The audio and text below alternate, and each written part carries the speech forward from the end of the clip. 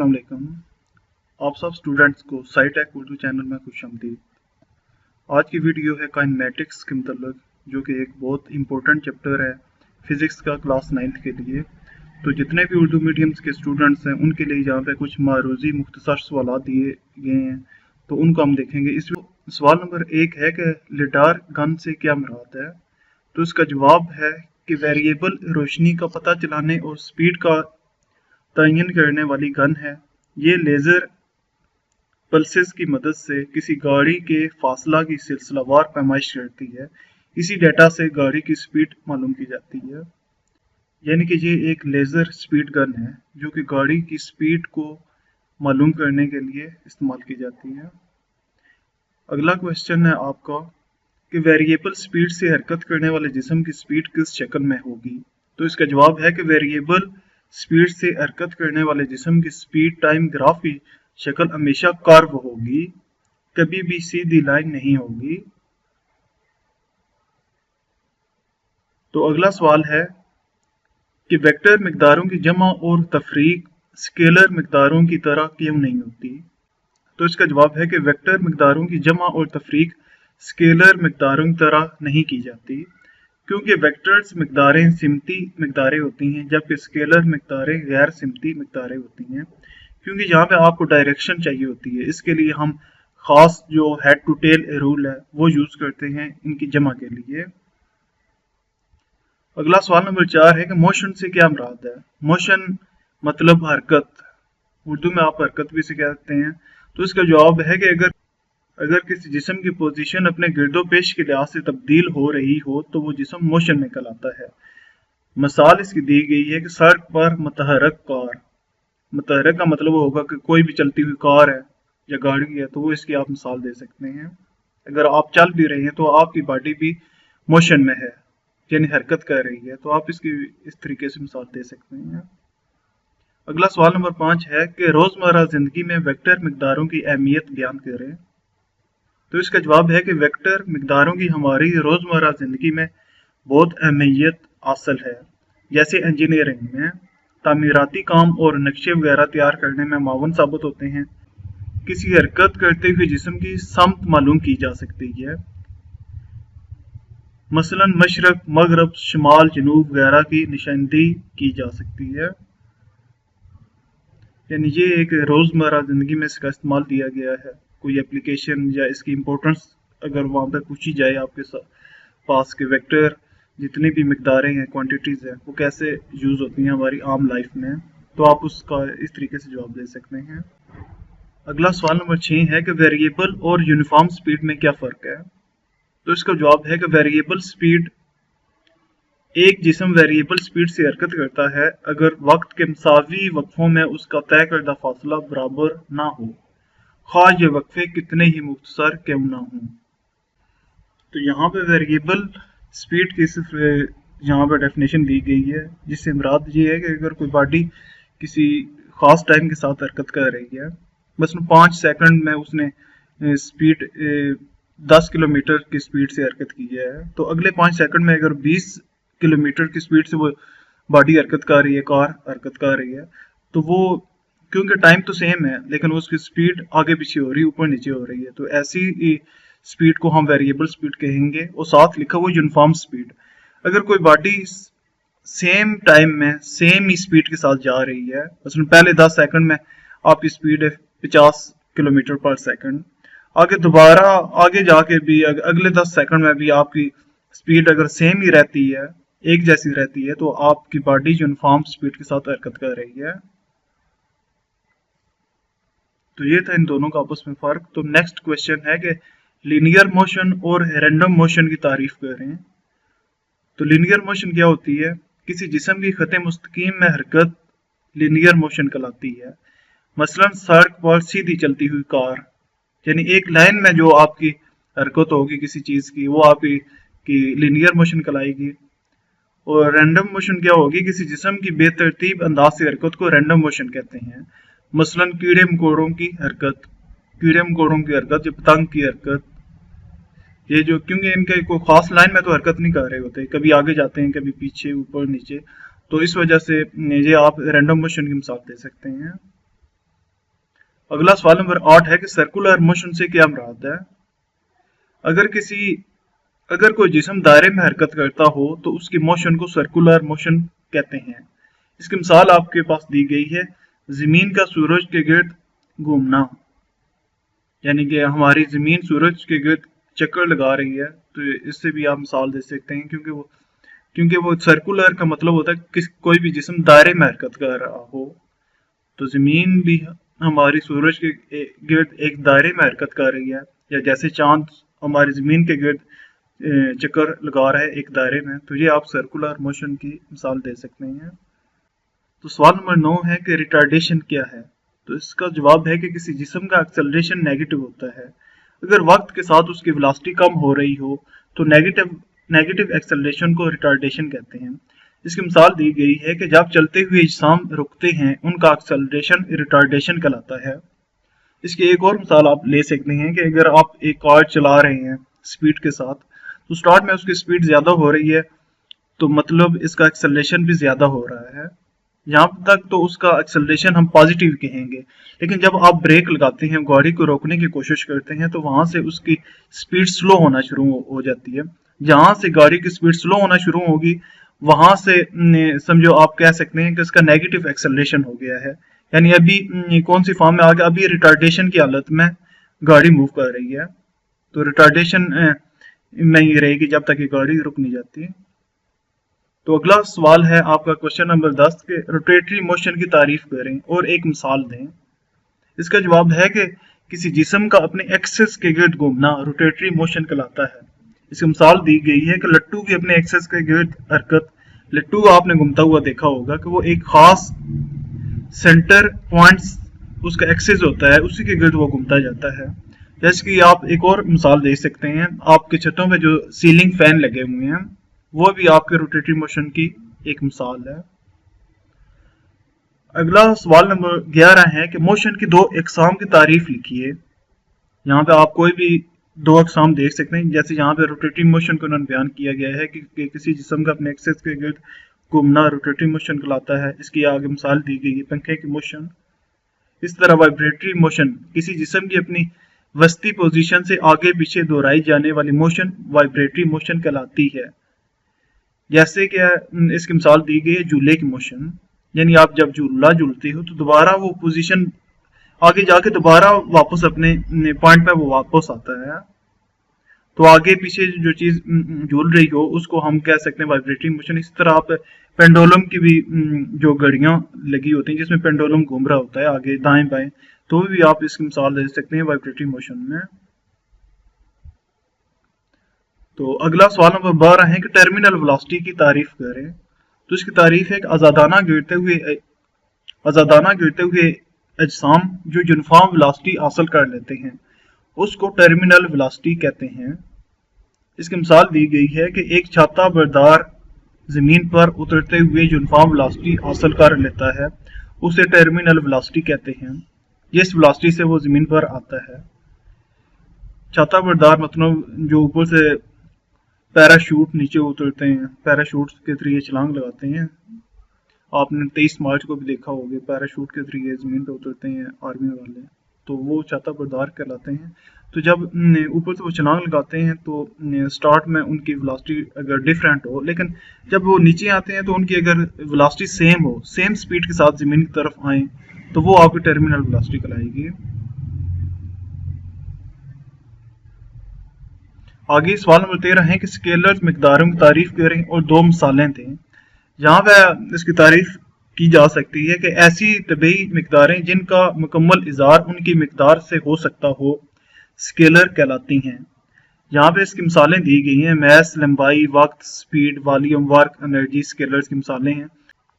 और यहाँ पे स्केलर मिकदारों के लिए एक तो उनकी मिकदार के जरिए हम उसे इज़हार करते हैं, लेकिन साथ उसको एक और चीज़ भी चाहिए होती है SI यूनिट, क्योंकि SI यूनिट के जरिए ही हम बता सकते हैं कि फलां चीज़ मैस है, लंबाई है या वक्त है, क्योंकि SI यूनिट ही हम जैसे कोई वैल्यू है अगर आपके पास लिखा हुआ है 15 या 20, वैसे तो ये गिनती के दो वर्ड हैं, लेकिन जब इसके साथ लग जाती है कोई यूनिट, जैसे अगर 10 kg हम लिखते हैं तो हम 10 kg से हमें पता चल जाता है कि ये बात हो रही है, मैथ्स की बात हो रही है।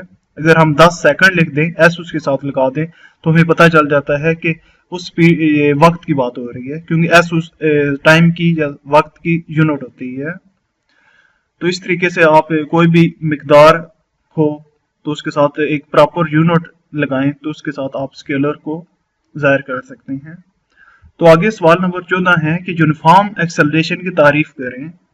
तो इसका जवाब है कि अगर किसी जिस्म की वेलोसिटी वक्त के मुसावी वक्फों में एक ही जितनी तब्दील हो, खा ये वक्फे कितने ही छोटे क्यों ना हों, तो इस सूरत में एक्सेलरेशन यूनिफॉर्म होता है। इसकी मिसाल लेते हैं कि यूनिफॉर्म एक्सेलरेशन की मिसाल स्पेस कैप्सूल है। तमाम आज़ादाना गिरते हुए इज्साम का एक्सेलरेशन भी मुस्तकिल होता है, यानी उसके अंदर सारे जितने भी उसके अजसाम होते हैं, उसके अंदर जितने भी पार्टिकल्स होते हैं स्पेस कैप्सूल के अंदर, वो सेम एक्सेलरेशन के जरिए मूव कर रहे होते हैं। अच्छा, तो यूनिफॉर्म एक्सेलरेशन के जरिए भी बॉडी ऐसे ही मूव करेगी जैसे हमने पीछे पढ़ा था यूनिफॉर्म स्पीड या यूनिफॉर्म वेलोसिटी के साथ। यानी कि अगर 10 सेकंड का वक्फा लिया जाए, पहले 10 सेकंड में भी उसकी एक्सेलरेशन सेम रहेगा, अगले 10 सेकंड में भी वो सेम एक्सेलरेशन के साथ कोई चीज़ हरकत कर रही है, तो हम कहेंगे कि बॉडी यूनिफॉर्म एक्सेलरेशन के साथ हरकत कर रही है, यानी उसकी वैल्यू चेंज नहीं हो रही। तो अगला सवाल नंबर 15 है कि हरकत की अकसाम लिखें। यहाँ में सिर्फ उन्होंने नाम पूछे गए हैं, तो सिर्फ हम नाम बता सकते हैं कि हरकत की 3 अकसाम है, ट्रांसलेटरी मोशन, रोटेटरी मोशन और वाइब्रेटरी मोशन। हालांकि ट्रांसलेटरी मोशन के आगे डिफरेंट भी 3 अकसाम होती हैं। आगे सवाल नंबर 16 है कि वेक्टर की तारीफ करें और 2 वेक्टर मिकदारों की मिसालें लिखी हैं। यहाँ पे जवाब है कि ऐसी मिकदारें जिनको मिकदार और समत की मदद से मुकम्मल तौर पर बयान किया जा सके वेक्टर्स कहलाती हैं। तो इसकी मिसालें दी गई हैं velocity, displacement, force, momentum, torque वगैरह। तो यहाँ पे हमने पीछे स्केलर की जो हमने डेफिनेशन देखी थी तारीफ, तो उसमें हमें वहाँ पे समत का लफ्ज इस्तेमाल नहीं हुआ था, क्योंकि हमें वहाँ पे डायरेक्शन ही बताने की ज़रूरत नहीं होती थी। लेकिन यहाँ पे वेक्टर की अगर बात करें तो हमें तो एक तो यूनिट भी हम प्रॉपर उसकी वैल्यू साथ यूनिट लिखेंगे, लेकिन साथ हमें उसकी डायरेक्शन भी बताना पड़ेगी कि वो नॉर्थ है, जनूब है, शमाल है, या कौन सी उसकी समत है, तो वो भी हमें साथ बतानी होगी। मतलब वेलोसिटी है, अगर कार कोई जा रही है तो हम कहेंगे कि मसलन फॉर एग्जांपल 5 मीटर पर सेकंड की वेलोसिटी से एक कार हरकत कर रही है। तो जब तक हमें उसके साथ समत ना बताएंगे कि वो कौन सी समत में हरकत कर रही है, तब तक हम उसे वेक्टर कंप्लीट उसकी तारीफ पे वो नहीं लागू होगा। जब हम कहेंगे कि एक कार मशरक की जानब 5 मीटर पर सेकंड की वेलोसिटी से हरकत कर रही है, तो ये एक मुकम्मल उसका होगा वेक्टर को बयान करने का तरीका है कि साथ हम उसकी समत भी बताते हैं। आप आगे जब आप इसके न्यूमेरिकल देखेंगे तो आपको वहां पे साथ समत दी गई होगी। अगला सवाल है कि यूनिफॉर्म वेलोसिटी की तारीफ करें। तो इसका जवाब है कि किसी जिस्म की वेलोसिटी यूनिफॉर्म होती है अगर वक्त के मुसावी वक्फों में उसका डिस्प्लेसमेंट यूनिफॉर्म हो, खा वक्त के ये वक्फे कितने ही मुख्तसर क्यों ना हों। जहाँ पे यूनिफॉर्म का लफ्ज यूज हो गया है, तो वहां पे आपको समझ जाना चाहिए कि उसकी वेलोसिटी या स्पीड सेम रहेगी। अगला सवाल नंबर 18 है कि स्केलर और वेक्टर मिकदारों में फ़र्क बयान करें। तो यहाँ पे जो आपने पीछे इनकी डेफिनेशन पढ़ी है, तो वही यहाँ पे आप दे सकते हैं उनकी दोबारा वही तारीफ में यहाँ पे लिख सकते हैं। जैसे कि जहाँ स्केलर मिकदार की यहाँ तारीफ दी गई है कि ऐसी तबीयी मिकदारें जिनका इज़हार उनकी मिकदार से मुकम्मल तौर पर हो सकता है, स्केलर मिकदारें कहलाती हैं। मसलन लंबाई, वक्त, स्पीड, यहाँ पे आप 3-4 इसकी मिसालें दे सकते हैं। इसी तरह आपने पिछले सवाल में वेक्टर की मिकदार की भी तारीफ पढ़ी थी, वो भी आप यहाँ पे साथ लिख सकते हैं अगर इन दोनों का फ़र्क पूछा गया हो। अगला सवाल नंबर 19 है कि स्पीड और वेलोसिटी में फ़र्क वाज़िया करें। स्पीड की डेफिनेशन क्या होगी? किसी जिस्म का अकाई वक्त में तय करदा फासला उसकी स्पीड कहलाता है। स्पीड एक स्केलर क्वांटिटी है और इसका ऐसा यूनिट मीटर पर सेकंड है। यहाँ पे थोड़ा सा लिखने में मिस्टेक्स हो गई है, लेकिन मीटर पर सेकंड लिखा गया है, यानी m और नीचे साथ स्लैश या m s की पावर -1 ऐसे आप लिख सकते हैं। और इसका फार्मूला क्या होता है? v = s divided by t। यहाँ पे वेलोसिटी की भी तारीफ सेम ही होगी कि वो भी साथ किसी भी इकाई वक्त में उसका फासला बता रहा है, लेकिन साथ यहाँ पे स्पीड तो सिर्फ आपको तय करदा फासला डिस्टेंस बता रहा है, लेकिन वेलोसिटी साथ आपको इसकी डायरेक्शन, इसकी समत भी बताती है। और यहाँ पे स्पीड स्केलर क्वांटिटी है, जबकि आपकी वेलोसिटी वेक्टर क्वांटिटी होगी, और उसका फार्मूला भी सेम एज इट इज होगा, v इक्वल टू, वहां पे जहाँ पे s लिखा हुआ है तो वहां पे आप d लिख देंगे। s आपका शो कर रहा है तय करदा फासला यानी कि डिस्टेंस, वो आपका डिस्प्लेसमेंट हो जाएगा, v equal to t divided by t हो जाएगा। तो वहां पे v के ऊपर आपने एरो का निशान लगा देना है वेलोसिटी के लिए, और इन दोनों का यूनिट आपके पास सेम ही होगा। अगला सवाल नंबर 20 है कि एक्सेलरेशन की तारीफ करें और सिस्टम इंटरनेशनल यूनिट लिखिए। एक्सेलरेशन की तारीफ दी गई है कि किसी जिस्म में वेलोसिटी की तब्दीली की शरह को एक्सेलरेशन कहते हैं, यानी किसी खास वक्त में जो वेलोसिटी चेंज हो रही है, बदल रही है, तब्दीली हो रही है वेलोसिटी में, तो वो एक्सेलरेशन कहलाती है। और इसकी ऐसा यूनिट होती है मीटर फी सेकंड, या आप यहाँ पे लिख सकते हो ms की पावर -2। यहाँ पे -2 थोड़ी सी टाइपिंग मिस्टेक्स है, तो आप ms की पावर में चली जाएगी -2, तो इसको आप पढ़ सकते हो मीटर पर सेकंड स्क्वायर।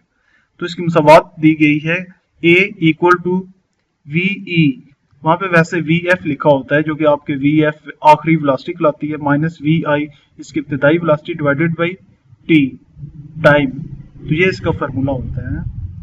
तो अगला सवाल है कि ग्रेविटेशनल एक्सेलरेशन की तारीफ करें। इसका जवाब है कि आजादाना गिरते हुए अजसाम के एक्सेलरेशन को ग्रेविटेशनल एक्सेलरेशन कहते हैं। यानी कोई भी बॉडी ऊपर से अगर नीचे आ रही है तो उसकी एक्सेलरेशन क्या होगी, उसकी वैल्यू क्या होगी, क्योंकि जो ऊपर से नीचे की तरफ आ रही है एक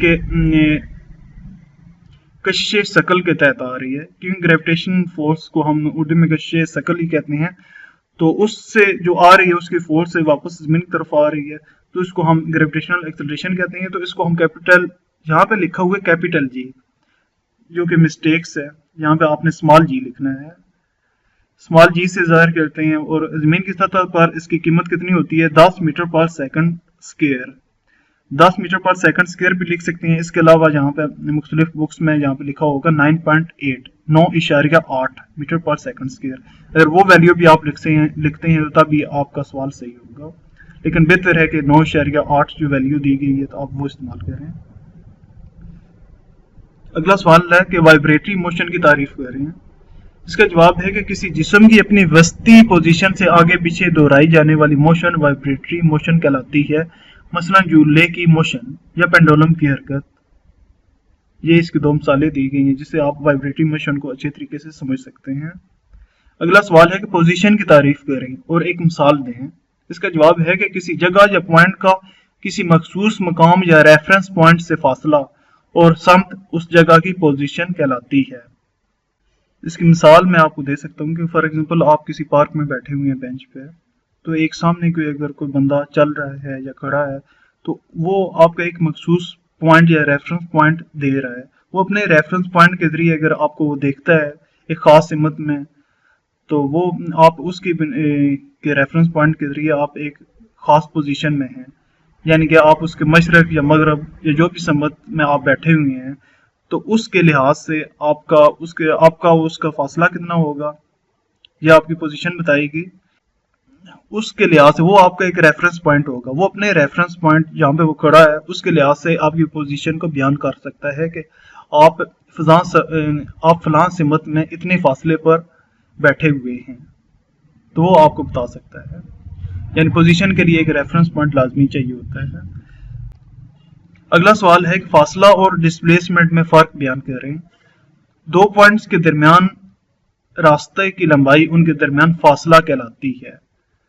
फासला एक स्केलर मिकदार है, फासले को s से जाहिर किया जाता है और इसका फार्मूला दिया गया है s equal to v multiply by t. यहाँ पे v वेलोसिटी नहीं है बल्कि स्पीड है, स्पीड मल्टीप्लाई बाई वक्त या टाइम। और यहाँ पे जो फासला को हम इंग्लिश में डिस्टेंस कहते हैं और डिस्प्लेसमेंट भी होता है। तो डिस्प्लेसमेंट की यहाँ पे तारीफ ये होगी कि दो पॉइंट्स के दरमियान कम से कम लंबाई वाला रास्ता डिस्प्लेसमेंट कहलाता है। यानी कोई भी फासला हो, मसलन अगर आप एक पॉइंट से दूसरे पॉइंट तक जा रहे हैं, फॉर एग्जांपल आप अपने घर से किस चौक की तरफ जा रहे हैं, बाजार की तरफ जा रहे हैं, आपके बाजार तक जाने के लिए काफ़ी रास्ते निकलेंगे, काफ़ी गलियां घूम के आप जा सकते हैं, लेकिन यहाँ पे जो सबसे शॉर्ट रास्ता होगा वो आपको डिस्प्लेसमेंट कराएगा।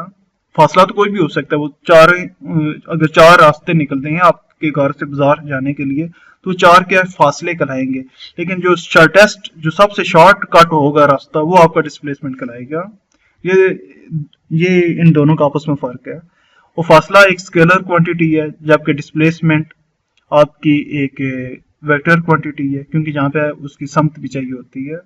और यहाँ पे फार्मूला आप d equal to v cross t लिख सकते हैं, लेकिन v यहाँ इस केस में आपका वेलोसिटी होगा, यानी डिस्प्लेसमेंट के केस में वेलोसिटी मल्टीप्लाई बाई वक्त, जबकि फासले के केस में हो जाएगा स्पीड मल्टीप्लाई बाई वक्त या टाइम। अगला सवाल नंबर 25 है कि वेक्टर्स को हम कैसे जाहिर करते हैं, कि इसको हम लिखते कैसे हैं। इसका अलामती तरीका लिखा गया है कि वेक्टर्स को स्केलर से नुमाया करने के लिए अमूमन अरूफ तहज्जी से लिखा जाता है। अरूफ तहज्जी यानी कैपिटल, जो वर्ड आप A B C D लिखते हैं वो हमेशा वो कौन सा होगा, कैपिटल होगा। वेक्टर्स के इज़हार के लिए अरूफ पर बार या तीर की अलामत डाल दी जाती है, यानी उसके ऊपर हम साथ A या B कोई भी वेक्टर है तो ऊपर हम उसके एरो लगा देते हैं, तीर का निशान बनाते हैं। इसके अलावा उसको ग्राफिकल इज़हार क्या है, किसी वेक्टर को ग्राफिकल जाहिर करने के लिए एक सीधी लाइन खींची जाती है, उसके एक सिरे पर तीर का निशान इस वेक्टर की समत को जाहिर करता है। लाइन की लंबाई वेक्टर्स की अददी कीमत या मिकदार को जाहिर करती है, यानी कि जिस समत आप निशानदेही करना चाहते हैं समत की, उसी साइड पर एरो की समत होगी, और जितना वो आप लंबा खींचेंगे वो उसकी जो यूनिट, उसकी वैल्यू होगी, वो जाहिर कर रहा है।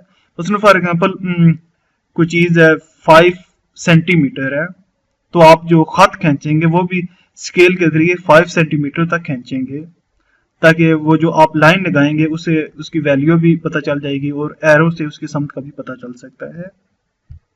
अगला सवाल नंबर 26 है कि काइनेमैटिक्स की तारीफ करें, जो कि आपका चैप्टर भी है, चैप्टर का नाम भी है। तो काइनेमैटिक्स से क्या मुराद है?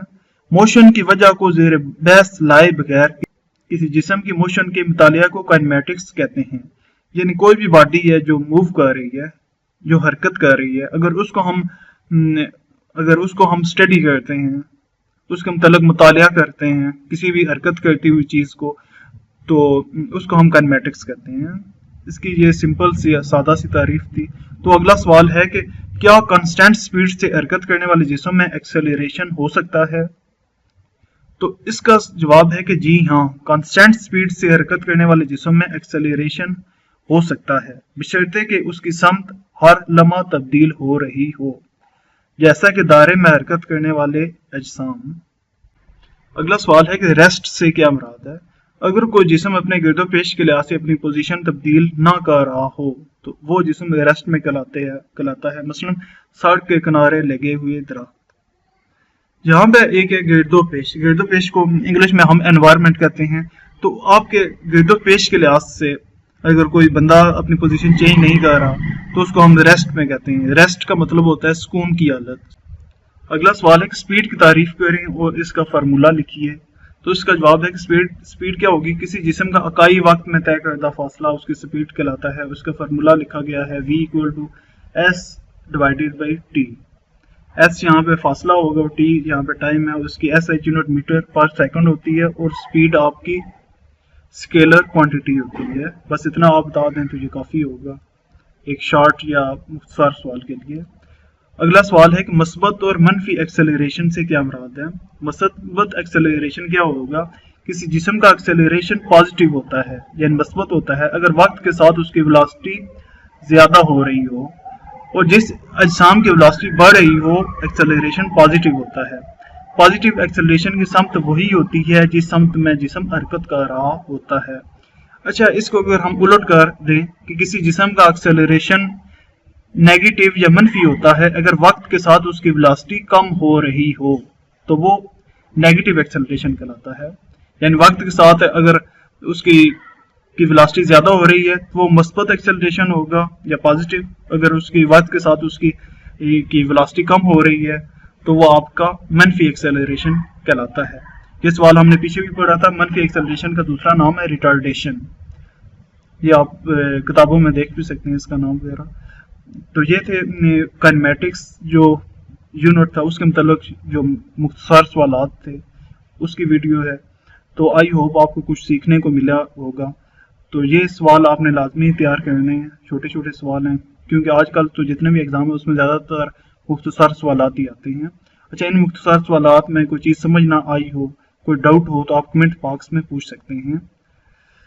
तो और अपनी दुआ में याद रखिएगा। अल्लाह ने के बाद।